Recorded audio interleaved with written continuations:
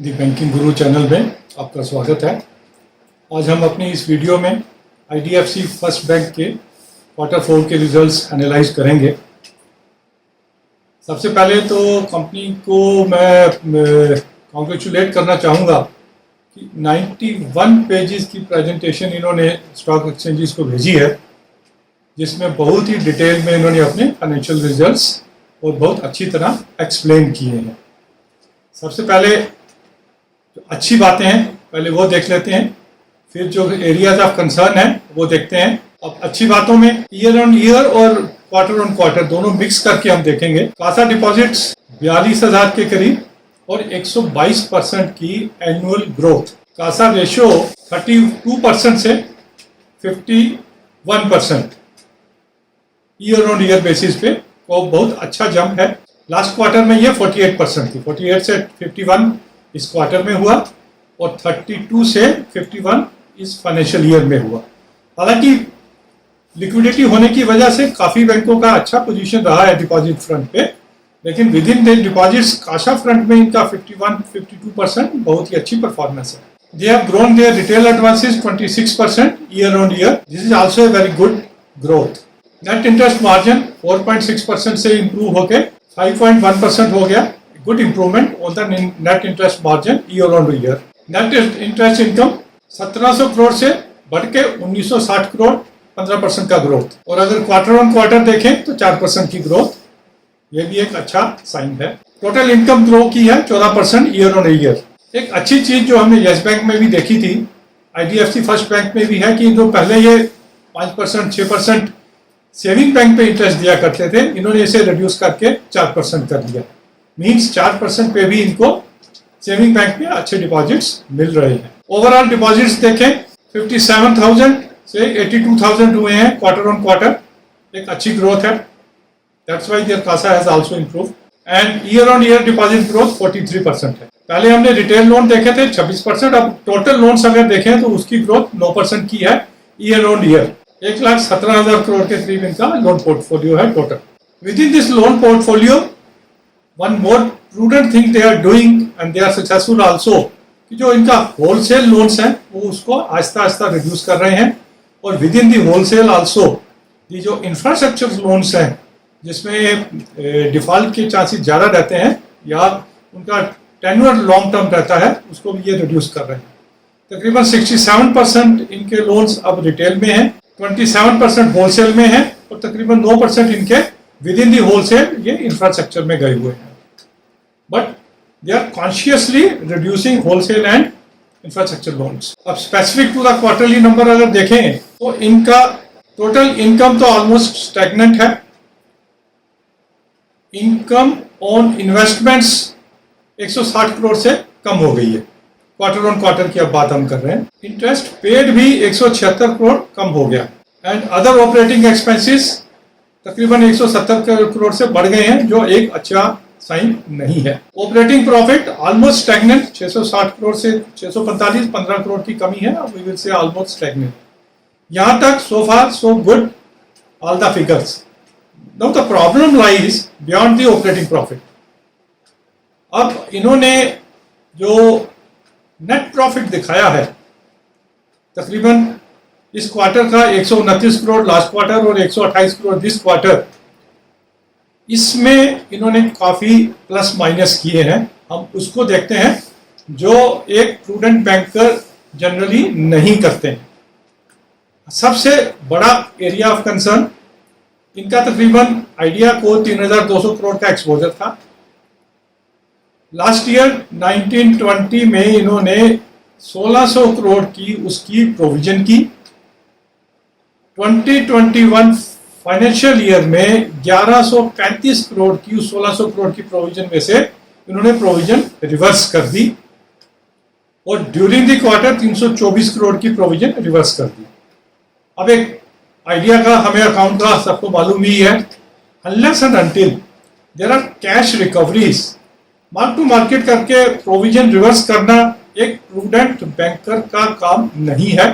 I am sure this area will be audited and has been audited by their auditors and they must be commenting on this but क्योंकि हमारे पास ज़्यादा information नहीं है, as a general banker this is not a prudent practice with the banks. Annual 452 crore का जो इन्होंने profit दिखाया है, अगर 1135 करोड़ की प्रोविजन को अगर ना अकाउंट फॉर करते तो तकरीबन 700 करोड़ का ये लॉस शो करते। ड्यूरिंग द क्वार्टर अगर देखें 128 करोड़ का प्रॉफिट दिखा रहे हैं, अगर 324 करोड़ की प्रोविजन को रिवर्स कर दें तो तकरीबन 200 करोड़ का ये लॉस शो करते। अब यहीं कहानी खत्म नहीं होती है। Another financial jugglery they have done. Last quarter में 50 करोड़ का इनका टैक्स इन्होंने प्रोविजन की था कि टैक्स पे करना पड़ेगा। इस बार ही उन्होंने ना कि टैक्स नहीं प्रोवाइड फॉर किया, तकरीबन 84 करोड़ का इन्होंने जो ऑलरेडी टैक्स प्रोवाइड फॉर किया हुआ था उसको रिवर्स कर दिया।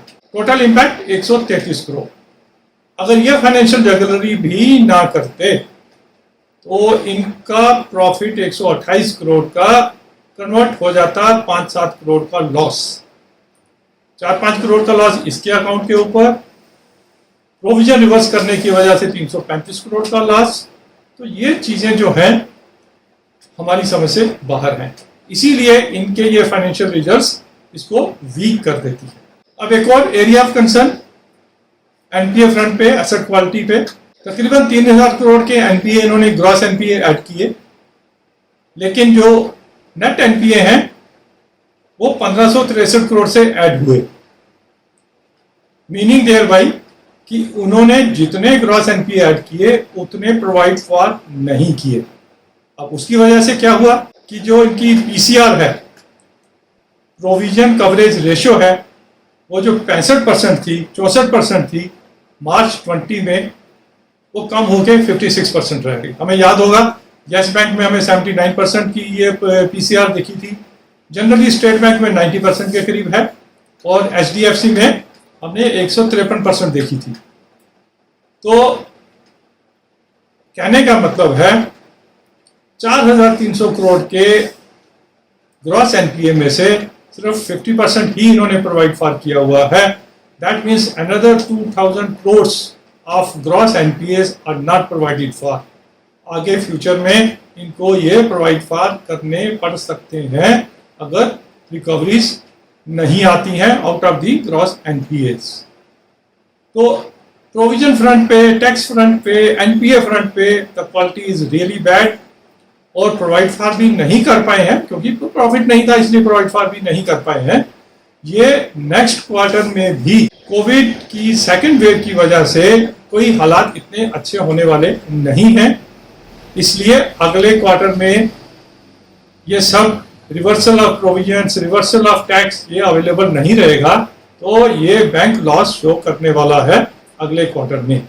अब जो फर्स्ट वेव के एनपीएस थे वो तो इस क्वार्टर में सब धुल गए, जो नहीं डिक्लेयर किए हुए थे सुप्रीम कोर्ट की वजह से डिक्लेयर करने पड़े, वो तो सब क्लियर हो गए।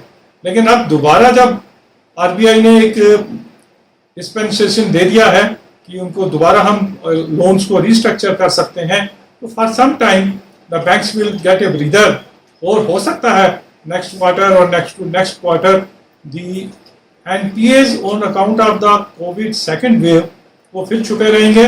2-3 क्वार्टर के बाद फिर जाके जब एक्चुअल पोजीशंस आएंगी, या तो इकोनॉमी इतनी रिकवर हो जाएगी कि सभी अकाउंट्स क्लियर हो जाएंगे, अगर ना हो पाया या अगर हुआ और ज़्यादा टाइम लगा उसको, तो इनकी बैलेंस शीट, इनका प्रॉफिट एंड लॉस स्ट्रेस्ड ही रहेगा। हालांकि इन्होंने 375 करोड़ की कोविड की वजह से एडिशनल प्रोविजन दिखाई है, लेकिन उसके बावजूद भी पीसीआर सिर्फ 56% है।